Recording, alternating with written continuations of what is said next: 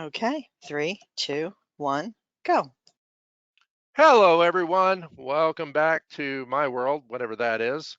Uh, I just wanted to talk about noticing what your desire, your body's desire, your I wouldn't call it an unconscious desire, what the desire of the moment entails.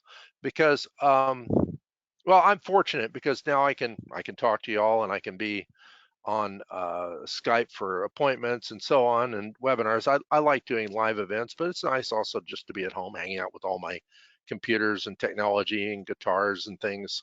That's fun. But what I've really made a habit of doing since I now have the time, but you could still do it, is when I get up in the morning, what does my body want? What does it need? I don't overthink anything. I don't think at all. It's like I look at something. If my mind goes to that, the awareness goes to that, then my hand reaches for it. It's the same thing when I'm working with a person. If I had a person here earlier today, had an injured back. I went right to the area. It was right where they were having the problem, but I wasn't thinking. My hand just went there.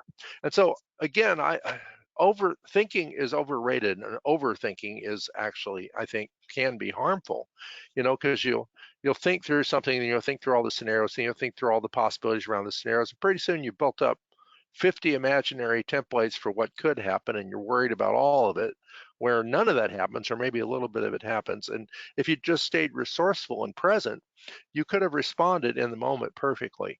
That's one of the things with like Aikido. They don't, attack someone. They use the attacker's force against them. So it's like if a punch is coming at you, then your body just naturally turns with it.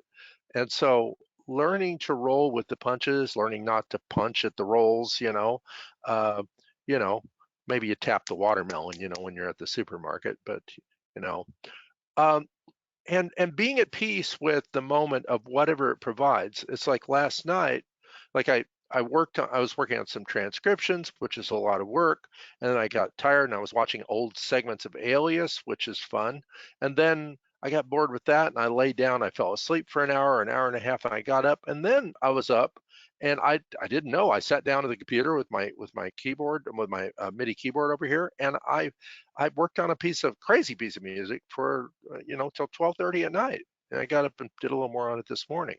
So try and find that place of awareness where things just flow, and you trust the flow so that you don't have to worry about what you're going to do next. What you do next becomes obvious because you find yourself doing it.